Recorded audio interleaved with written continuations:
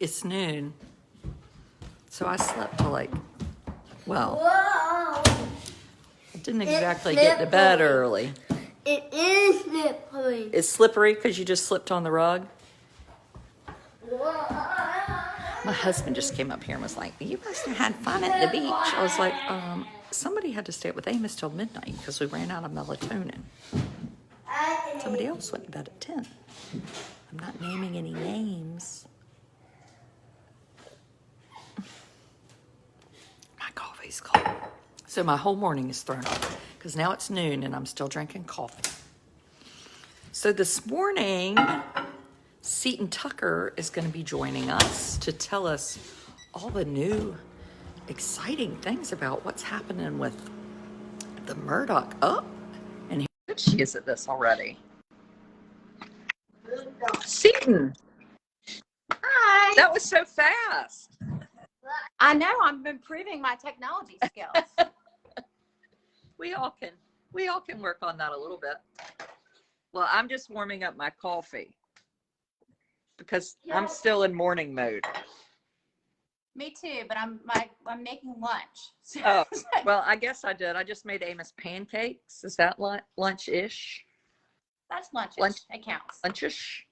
Yeah, so nice to see you and have you as a supporter. The supporter thing, what do you think so far?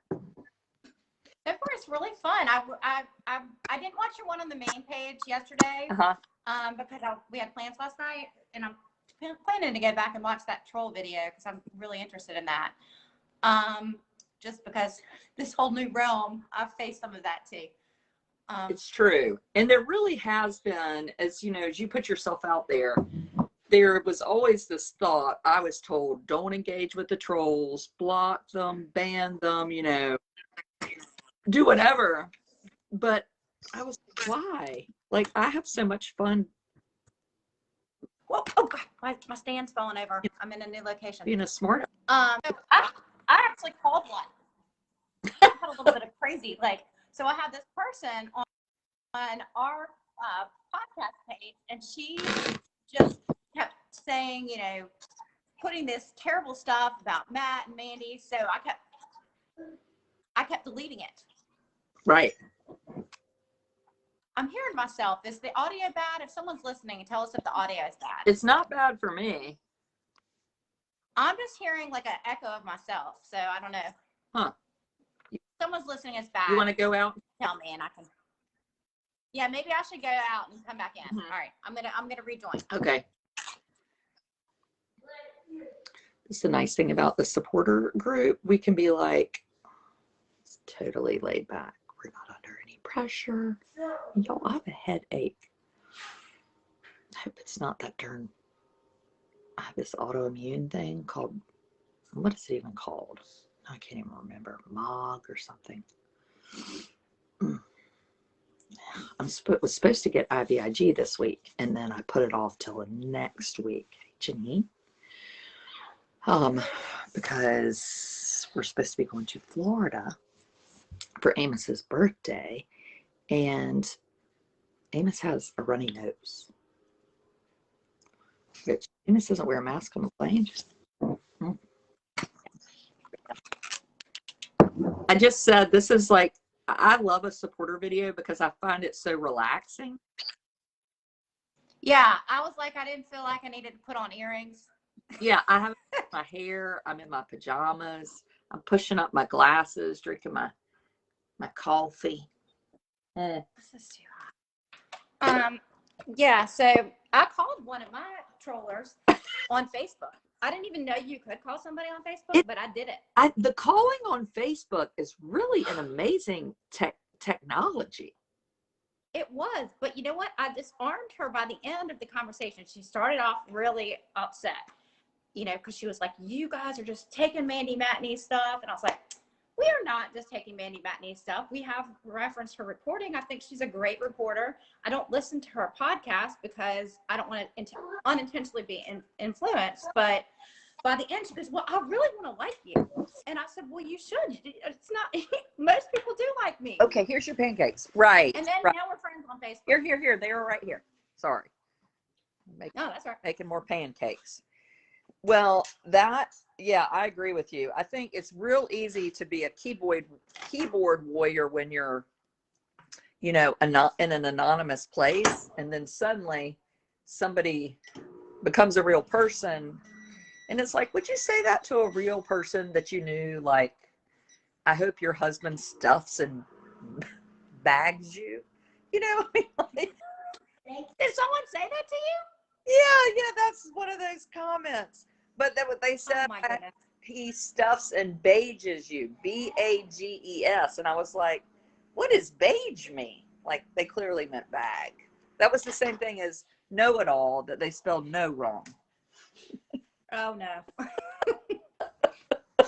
So, but it doesn't like hurt my feelings. I just think it's more funny than anything. I'm like, this is, Well, at first it hurt my feelings a little bit. I would get upset about the negative comments, and then I'm getting thicker skin.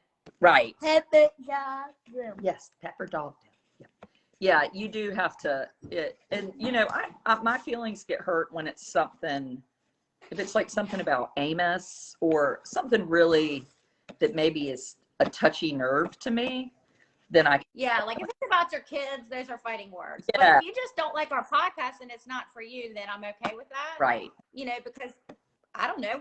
There's podcasts I like and podcasts I don't. I think everyone has a different opinion, but I do get upset if I feel like and if it's constructive criticism, we've actually taken a lot of our criticism and tried to improve ourselves. Right. So if it's constructive, I'm completely good with it. If it's just like, I don't like you because I like this other podcaster, I'm like, well, that's weird. Yeah. I mean, just get a life. And just the idea of like wandering around on the internet and being like, hey, why are you talking about this? I mean, why are you listening? I mean, it's. Yeah, that's another thing is there's always an option not to listen. Right. And I mean, it's very strange. Crazy town. It is crazy town. Well, okay. I'm ready to hear about what in the devil is going on in South Carolina. It's all legal. So where did we drop off? It's been kind of a law week. The last thing we heard was Alec Murdaugh was denied bond. He's sitting in jail for, yes. What's he sitting in jail for? Maybe the money steal. The money, the missing money from the Satterfield settlements. So he's still sitting, but he was arraigned by a grand jury, as was Eddie Smith this week. That happened. So they basically doubled down. The grand jury felt that there was enough to go forward with a trial. Now Eddie's lawyer said, I don't agree with this. I didn't, because it was a grand jury. He didn't get to present evidence or witness anybody. And he's still maintaining that it was basically just Alec's word and against his client, and that's why he's in jail. Right. I think that's just a lot of legalese, probably flying back and forth. But we'll see what kind of. I'd be curious to see what kind of evidence SLED has presented, because I don't think it could just be what Alec said. Maybe it is, but I don't. I think they would have to have some additional evidence than just a he said. Yeah, I agree, because somebody could come up and say, Adrian came by and shot me, did this, and then I'm going to trial, and like, they just made the whole thing up. Right. Assuming that taking the gun was not good. No, but I mean, I've said this all along, taking the gun, if he truly believed his friend was suicidal, if your friend is suicidal and you're trying to prevent them from taking a gun, then that would seem to make sense that you would take the gun, but then why dispose of the gun? You're going to pour yourself some milk. Okay, just a little. Oh no. Yes, that's enough milk. Sorry. No way. That's y'all just caught on camera a new skill. Milk pouring. Nice. Which is more like milk wasting, because we drink one sip and then we dump it out in the sink. Yeah, well, that's interesting. So what I read they said, okay, after whatever happened, the brothers start suing Murdaugh, right? Right, yeah. So about that. Randy sued his brother for some money that he had lent him. It was, I think he said he had loaned him money back in like March. He loaned him like 77, somewhere around there. And then he also lent him the money for the rehab. So he files this suit against his own brother, and also Parker, who was another lawyer in the law firm where Alec worked, PMPED, has also sued him for about $400,000. And he said it was money he lent him between like March and July. Right. So he has lent him $400,000. Two questions. And Alec, of course, did not fight that. So that means they basically jumped the line to go ahead of all the people who Alec is saying owes money. So he jumped the Satterfields because they don't have a judgment yet. He jumped the Beach family because they don't have a judgment yet. He jumped Connor Cook, who is, also suing him because of that alleged obstruction of justice with the boat riding. So he's jumped all of these victims to get him. They've jumped all of these victims. Now, I mean, they're probably trying to separate themselves, but so actually this just came across. I just read this morning. So Alec, before these suits were filed, also they had a hearing that happened last week, and they ruled on it this week about freezing his assets. Yes. So Yes. Right. So the judge ruled in there that he had to have receivers control the money. So the assets are frozen, and he's got to go through these two receivers who are going to control how he can spend his money. Because Buster, Alec's son, was his power of attorney. Right. So basically, after Randy, the law partner, or the brother, and Parker, the law partner, filed their claims and he didn't fight it, they now have judgments against Alec. But so the petitioner, the receivers actually filed motions not to have to give up this money. So they filed their own lawsuit, the receivers did, so that they would not have to, it was like a temporary kind of thing where they would have to rule out not to pay out that money. So now that was supposed to go to, so they're not to Parker. So they can't pay the brothers now. Well, they filed a motion. We don't know the results of what that motion is. Hold on, I can't look at it because it's on my phone. But anyway, it's a complicated name of exactly what they said. I don't have it in front of me, but yeah. So if that is granted, the receivers don't have to pay back his brother and his law partner. Which to me is the most fair thing, because let's just be honest, what everybody is saying is, well, isn't this convenient? My sister who loves me says, well, Adrian owed me $900,000, and okay, well, $900,000, and then Adrian gets out of jail, and the sister's like, here's your $900,000 that you didn't have to pay back. I mean, there's definitely those questions that he didn't fight them. He's still fighting everyone else he owes money for. So, but he didn't fight. Right. He didn't fight them. But it also, to me, even the bigger question, I mean, that seems pretty obvious. The bigger question is, so the law firm is saying that no one in the law firm and his brother, his family, no one knew about his alleged drug addiction and all this money that he spent. Well, have you ever lent anyone $400,000? I haven't lent anybody more than a couple $100. And who $400,000 to lend? Right, who has that money? But also, don't you think you would question, why do you need $400,000? I mean, he had a job. He was working at the law firm. Yeah. They lying. Lies, yeah. Lies. So Janie just said Buster's assets were frozen too? Yeah, well, Buster was, but yeah, they're kind of combined, because Buster was the power of attorney for Alec.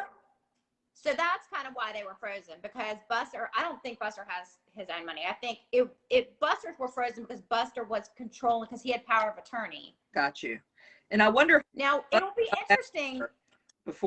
What's that? I wonder how much money was being, over the last few months, has been siphoned out. They have. So they've gone through some of that about, lots of money. They paid off a mortgage at Moselle for like $100,000. There's some of the trail of where he's been paying off stuff. Hold on, I gotta let my dog out. She's driving me crazy. I understand that. They're pouring milk. I got Amos a tea set for his birthday. But no, so the trail of money. Yeah, he's been paying off stuff. I mean, he's selling a boat to pay off some other debt. So all that's all been shut down. So any sort of, if they need a rent check, they're gonna have to ask the receiver for the money. If they need to pay the power bill, they're gonna have to. Now, Bland has said that, he said he's not gonna have money to do anything. I mean, I think the attorney, we're hoping Bland's going to come back on our podcast this week. So Good. I'd like to talk to him a little bit about that. So fingers crossed. He said he would, but I know he's a busy man, so we'll see. I just am so intrigued with the amount of money gone and where is it? And that's going to give us our answers. I believe that's going to tell us who killed Maggie and Paul when we find the trail of this money, where it actually went. Oh, and the other thing, did you hear about the cowboy gang? No. Okay, this is the craziest thing. So there's a gang called the Cowboys in Walterboro, Again, South Carolina. of white people. A gang. White people. No, they're actually black people. But Cowboy. a gang Kind of a called. Yes, they dress in red, white, and blue. Or they wear like a bandana that identifies them of their gang members. And I know I actually have had two people say that is why they opened, I think it was SLED, it's either SLED or the DEA, opened an office in Colleton County because of all this drug activity. So back in like 2017, some of these gang members went to jail. Oh. Interesting that there's this whole gang, and it's a perfect, honestly, if you know where Walterboro, South Carolina is, it's right on 95. So it's kind of halfway between Miami and New York. It's right off the interstate. So it's kind of a good place if you're going to be running drugs to do it. Right. Plus you have the access to the water, like there's been a lot of talk about, in the 80s, there was this whole drug bust that happened in, Beaufort and Edisto and Hilton Head, all this drug running into islands around there. Right. And so, and this week we have there's a guy who wrote a book on it called Operation Jackpot. Oh. And he is coming on the podcast. Nice. So I'm really excited. I have to power read the book this weekend. Yeah. Because he's coming on Tuesday. So I'm going to power read the book. But anyway, now what they're saying is, this was in the state paper, that there are connections between Alec and this cowboy gang. He was paying couriers by check. Because the lawyer said he wrote checks. Right, which I didn't know you could pay drug dealers by check. Right. So he was paying, so there's a clear money trail because he wrote checks to these couriers who in turn, I guess, gave him drugs, whether he was taking them or selling them or who knows what. I mean, at this point, who could imagine that there'd be a drug gang called the Cowboys? Yeah, they weren't like rednecks. Yeah, I thought that too, but it's actually in the, there was a bulletin about them. They called them, I think it was from the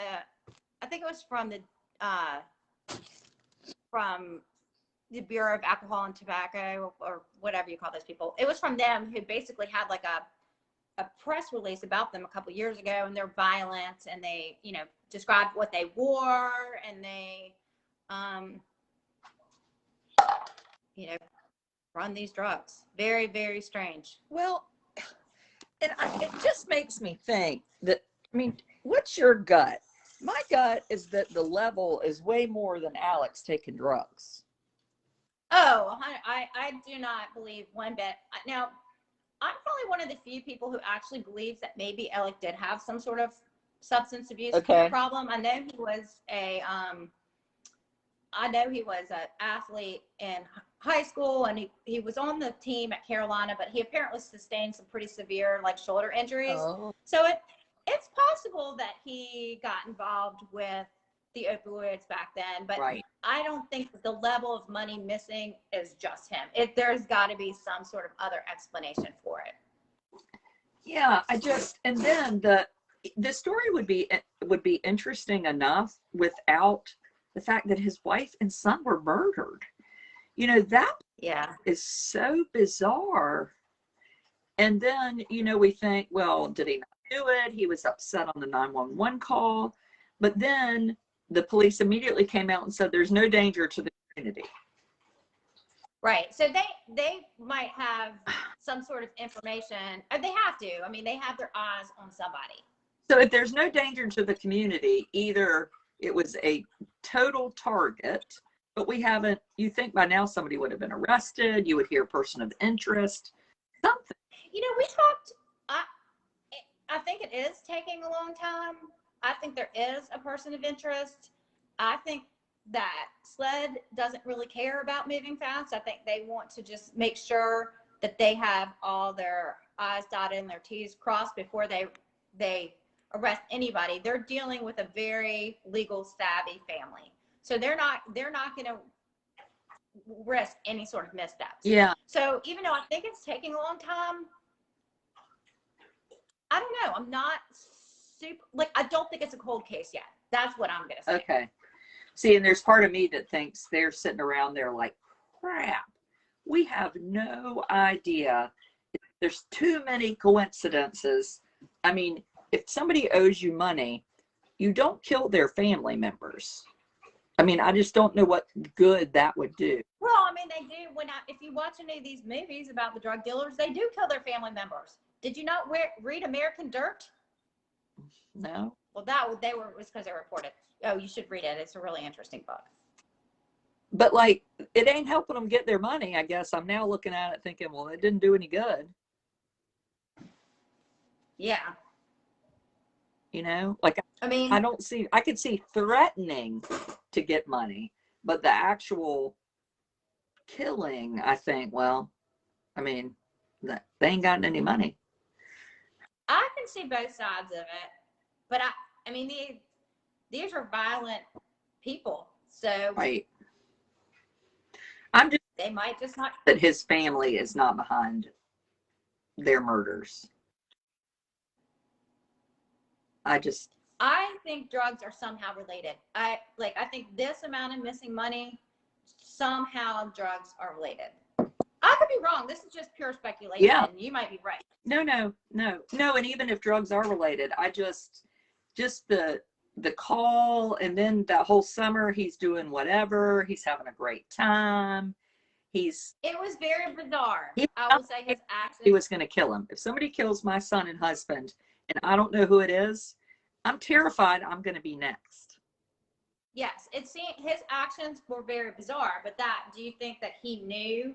I mean, so there's also he says some of this money that was missing that he was spending. So I guess they say he was spending between like $10,000 and $20,000 a month on drugs before early June. Maggie and Paul were killed on June 7th. He ramped up his spending, and he spent, I guess, $200,000 to early September. So that could be money that was potentially used to pay someone to kill Maggie and Paul, or it could be, a debt that he paid for someone else for drugs, or who knows where. But there is definitely, if you track down where that $200,000 and all this missing millions of dollars went, I think that is probably going to give the answer to who killed Maggie and Paul. Mm-hmm. Yeah, no, I agree. I just don't understand. There are people addicted to drugs all over this country, and I would say very few of them have that much money to access drugs. And when you look at them, they're in terrible shape. They're thin. He was functioning and working. I just can't believe that if you have to consume $20,000 worth of drugs this month, and you have to still keep up your life, that it would be possible. No, it does not add up. I mean, that is for sure. It doesn't. If you are spending that kind of money, I don't think his drug level was to that. I think he probably was using some drugs. But it also, so I can't remember what article it said. I think it was in the Island Packet when they said he was using oxys and meth. Now, he definitely does not look like someone who is on meth. Meth, like you have no teeth. You have no teeth, and you see the faces of meth, and you see all those terrible photos that you want to share with your kids that don't ever do anything. Man. No, he did not look like somebody who's on meth to me. I don't think you could function on meth. I mean, I remember one time I stopped at this gas station, and it was the first time I was like, they're on meth. They were like itching and nervous, and like, I was like, these people are insane. They're on drugs. Yeah.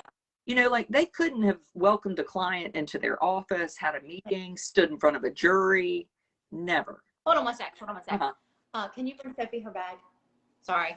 Go ahead. I'm listening. That's all right. So then with the money part, I think, have they been, when you talk about all these big, rewards by the jury in that area, has this money been used for years to pay for some of these wins? I don't know. Anyway. Well, that's a possibility too. I really had not thought about that possibility. I don't know if they have to pay for wins though. I think they're so connected that I think, these are people who all went to school together. They all, right. You scratch my back, I scratch your back kind of thing. Right. That money is somewhere, and anyway. I just, for someone who is also supposed to be smart, why are you writing checks that are so easily traceable? Like, was that an intentional thing? I don't know. There is like, was he in hot water with these people and he wanted to somehow tie back to them? I think what makes me suspicious about him being the face of opioid addiction, as his lawyer said, is that they were so quick to come out with that and have been so transparent, have been, and honest, where they are lying their asses off about everything else. So it makes me think, why would they choose to be honest about that? Then it makes me think, well, this is just another lie in the opposite direction. We're controlling this rhetoric, right, to fit our narrative when we go to trial. Anyway. Oh, yeah. I think that they're definitely, I mean, Bland says no way, no how. He's definitely not, on opioids. They're doubling down. But right. The other thing that's going to be kind of interesting is, so these receivers are going to be looking into how money was spent and all that. So the money that he used to pay his attorneys could have potentially been money that came from ill-gotten means, like the Satterfield settlement. Right. So if that's the case, you can't take money from clean hands. They're going to have to, it has to come from clean hands. Like right. John Snyder said on our podcast today, I thought it was a great quote from lawyers. They have kind of a obligation to know that, their money is coming from clean hands. So if all of a sudden someone shows up at your office with a bag of money with blue dye on it, you can't take that money. Right. So it'll be interesting. I mean, they might have to return. They might have to return the money. They might, I think one of the articles I read said, don't go spending that money yet. Yeah. And I think the other thing is, so to me, if you said I lent my brother $400,000, that before he says, yeah, he did give it back to him, that somebody's going to say, okay, we want to see it out of your account. We want to see where it went. We want to, like, there's years of investigation before you can release these loans, because, well, it's like being audited, right? You can say everything you want, and then when the feds come in, they're checking. My grandfather. What are you talking about me? I'm not talking about you. Honor, go out here. What are you talking about? Oh my God. My grandfather, my dad's dad, worked for the IRS. And this is like all he did, right? When people cheated on their taxes. And he had this guy that owned a movie theater. And he would say, I sold 16 tickets or 21 tickets. And they were suspicious, because back then everything was really cash. They were suspicious that he was selling more, right? And not reporting it to the government. So my papa went and staked out for like a week the dumpster in the back. and he would count Yeah. the number of popcorn boxes. So if you only sold 16 tickets, why did you have 29 popcorn boxes? You know, they really will. I mean, somebody is going to get in and do their homework on this. And if those brothers are buying, they're going down with the ship too. If I were them, I think I'd be like, I don't want my money back. I want to be away from you. I don't want my whole life to go down the tubes either. So then it makes me think, well, what do they have to lose that they're being forced to help him? Can they get in trouble too already? How complicit are they in are they having to do these things because they're already guilty of something else? Yeah. You know? That might be a big jump, but if it were my brother or sister and I was innocent, I would be like, I'm out. Like, I have a family to support. You know, I can't get involved in this with you. Well, but they might be saying, I mean, to be fair, it might be we are excommunicating him from the family. We don't want to have any contact. This is their way of distancing him. We're going to get the money that we're victims to. Are y'all just talking or just like a whole Facebook? This is a whole Facebook Live. I'll cut this. Okay, my husband's taking over lunch. He's taking over lunch. He's like, "Are you on a Facebook Live?" I was like, "Yes, I am." We've talked too long. My husband just said, you know, I think he's ready to like do something. Yeah, maybe, but you know, they took Buster to Las Vegas.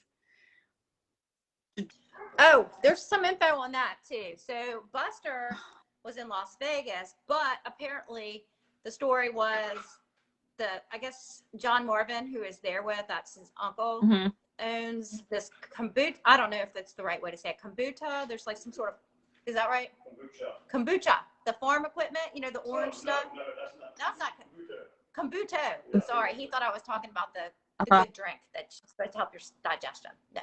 But so they were there for a conference. Wait, and that for Kabuto conference. And that was the national conference was in Vegas, so that's why they were there. But what's their tie to Kabuto? Oh, I think that John Marvin owns a dealership. Don't quote me on it. I'm not reporting this, but my belief is that he owns some sort of dealership. So that's why they were there. And then they took the kids and Buster over to the Grand Canyon after that. So, yeah, as long as she doesn't. Something fishy. Well, I'm glad for the update. So what's the next thing we're waiting to hear?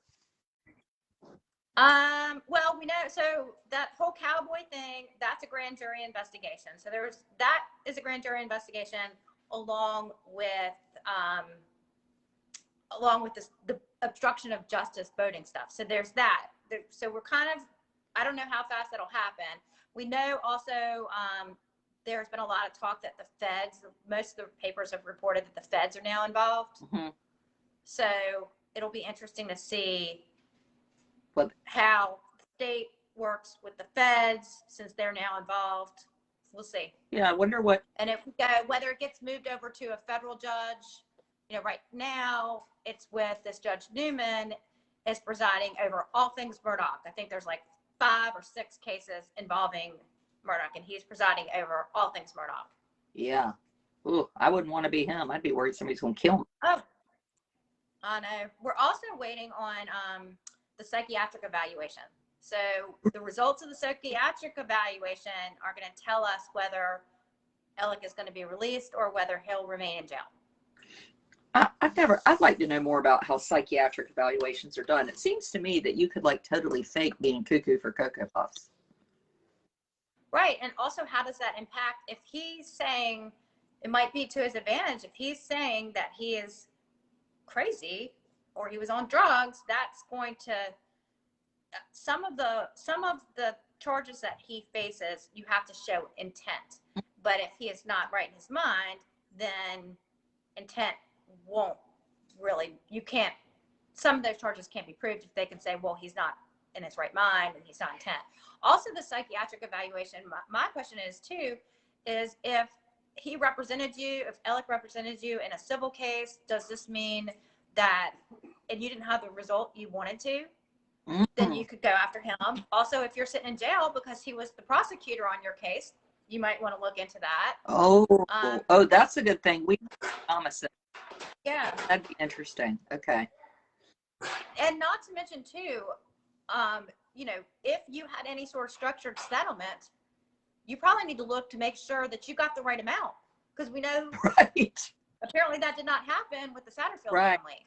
So you might not have gotten, or, you know, let's say you have young children and they're not going to get this money until a certain time, until they're of age, and they, you know, want them not to, you know, get millions of dollars when they turn 21. You're going to divvy that out over the time.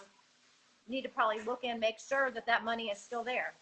Well, yeah, and if the lawyer tells you, well, you got, like my husband said, people are kind of circling, like, okay, your settlement was 98,000. We take this cut. This is yours.